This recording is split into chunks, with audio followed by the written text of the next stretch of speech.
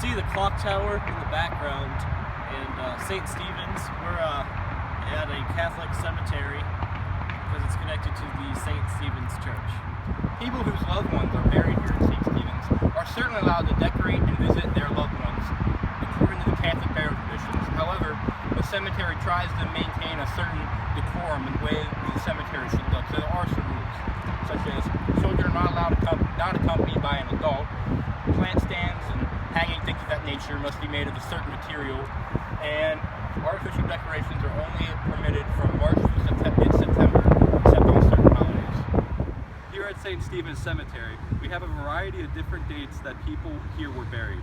For example, we have a Medal of Honor recipient who was born in 1845 and died in 1906.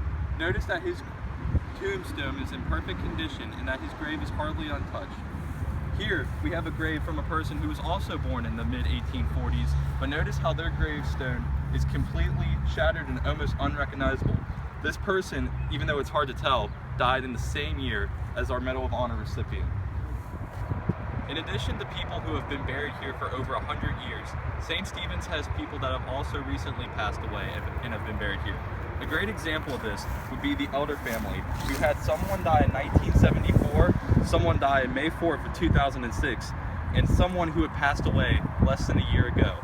This shows that St. Stephen's Cemetery has a wide variety of people that have been buried here. As you can see, the grounds here at St. Stephen's are very well maintained. In particular, the trees in the background give a very welcoming feeling to the cemetery. As you can see, underneath the trees there are no down branches. In addition, as you look out, you can see that the grass is very well maintained, which gives the cemetery a very professional feel. While the grounds here at St. Stephen's are very well maintained, the tombstone upkeep is another matter. As you can see, in a single family here, we have a mother and a father tombstone side by side.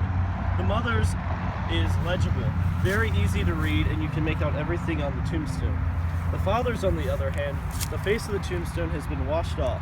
In addition to that, the tombstone itself is coming off the pedestal, showing how even in a single family, there's a large variety of upkeep on the tombstones.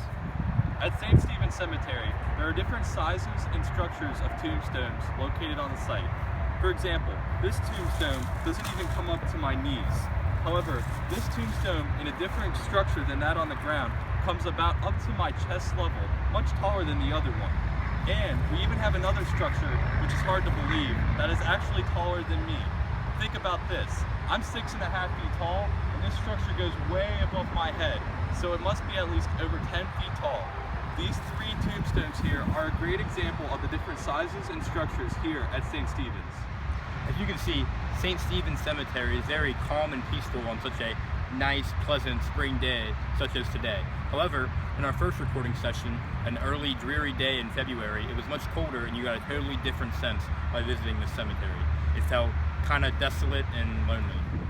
This concludes our visit here at St. Stephen's Cemetery, about 2 miles away from the University of Louisville. Today we talked about the different rules that the cemetery has, the different structures and time periods of the tombstones located here at St. Stephen's, what's allowed on the ground and what's not allowed on the ground, and other various things. We hope you enjoyed our presentation, and thank you for watching.